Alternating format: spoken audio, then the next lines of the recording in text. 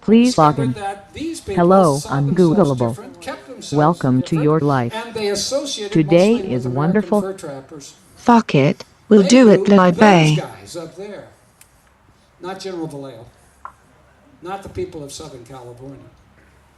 And I began to be interested in people, but especially I got interested in faceless, nameless people, because I dare say most of us fall into that group. We are forgotten when we're gone. And that got me working on a subject that neither Jim Parsons or Sauer were entirely comfortable with, which was taking a manuscript census of the Oregon Territory and working with every individual, all of them dead. When your little bits of data are all dead, they can't fight back, in a sense. And what I did was take the more than 10,000 people, put them all out on punch cards, so I had a huge database, and then went after the early map records of the Western Oregon Territory and mapped everybody. This is big data bad. You can't imagine what it's like trying to read it, much less punch it. But once you take these data, which are essentially geographic, you can run them alphabetic, and then you can build a dossier on every single person who fell into the historic record of Oregon in 1850. I got to know a lot of dead people.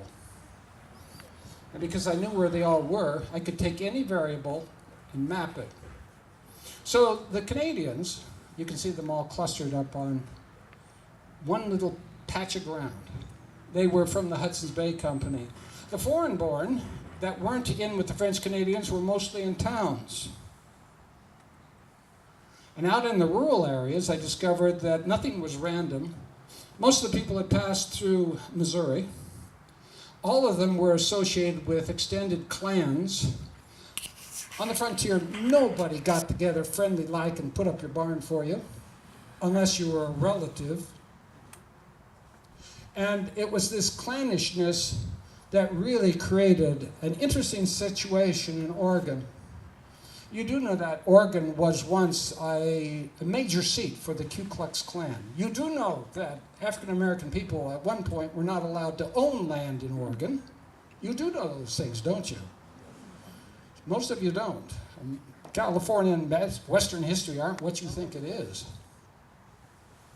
Well, they passed through Missouri, but what the heck is that? So I started on the next stage, which was looking at the native and foreign-born populations of every county in the United States in 1880, trying to make some sort of sense out of this. And by this time, thank God, I had a plotter. My stepdaughter, when I got married, was asked by her friends, what does your new dad do? And she said, well, he draws circles. This is the percentage of migrants from Germany. They are not randomly located, and they're not everywhere. And they are still in these areas. Same with the Scandinavians. They settle in specific areas and usually don't commingle. Here are the Irish. Notice the Bay Area. New York? Gee, how many groups do you have? I did this for about 50 different groups. When you think England and Wales, you hardly think Utah, but it was the Mormon missions to the British Isles that made that the most English of all the areas of the United States. And that element is still terribly strong. That's where Sauer was from. He started to get interested in this. I could tell him more about the Germans than he knew about the Germans, because I knew where the Germans were. He didn't know where all the Germans were, you see. This is sort of big data, taking stuff and making sense of it. You look at this and say, oh, this is horrible. Well, let's look at the West. First on the left, you can see the most numerous groups in 1880. What's up in the Sierra Nevada? The Chinese. We forgot that history, didn't we? If we ever knew it. But it was the Chinese that inherited the mines in the wake of the gold rush. They were the workers. They were the major component. And if you go to any little place up there, you're going to find the elanthus and the other things introduced, even the plants. How long did it take you to punch all those circles? We won't go into that. I looked this old when I was about 35. I don't recommend you do any of this. You don't have to do most of this anymore. It was a great waste of time in a lot of regards. Thank you for doing that for us. Thank you. What I want you to notice, though, is up there in Oregon, Western Oregon, that's Missouri, those little starbursts. And if you strip away the foreign born, look at the starbursts.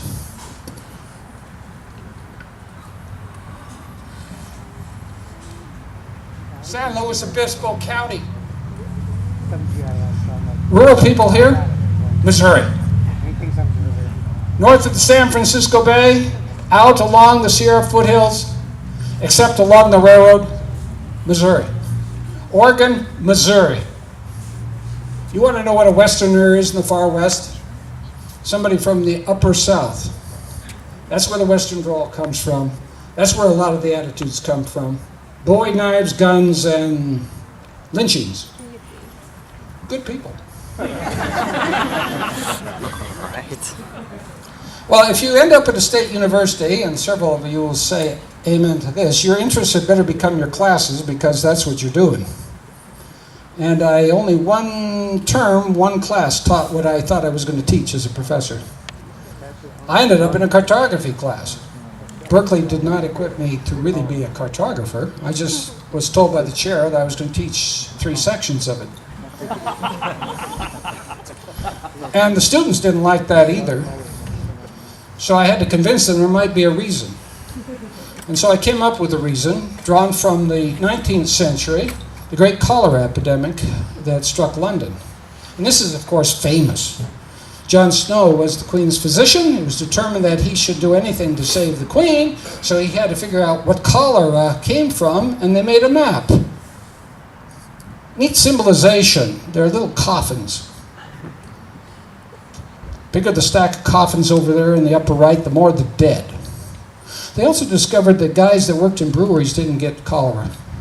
Because if you worked in a brewery, you didn't drink water. You drank beer. That's the Broad Street pump. This is the first example of mapping big data showing us a clue to an infectious disease. Very first case.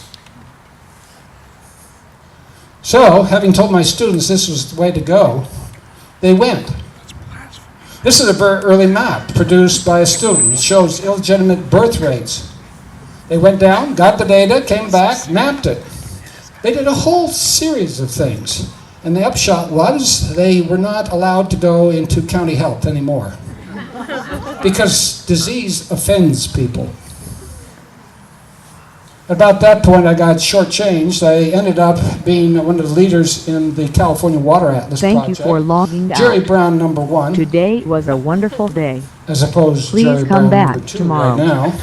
Stuart Brand is by far the more important person. He was the editor of the Whole Earth catalog and a lot of other things. And they had an idea, and so we did it. California Water Atlas is based upon 2 technologies. A TI calculator that could do cube roots, and a phototypesetter. Without that, we couldn't do it. I don't even know what it is. And that's all the pages. If you're ever interested, you can go online and get very high resolution. It was considered very cutting edge at the time because, what's a river? I had a student ask me once, what was a river? Red, blue, green. Congratulations. You reject the good enough. You reject words like symbolism and postmodernism. Obsolescence is not part of your vocabulary. Every night, every day, every step of the way, the diktat of fashion, the agenda of the color wheel. Gone. It takes more than a pretty face to catch your attention. I repeat, it takes more than a pretty face to catch your attention. Good. That is very good. We are source decoded. For you. For the most perfect moisturizer. The most advanced cosmetic lineup. Scientifically proven, scientifically tested. For you. Congratulations. Calibration completed.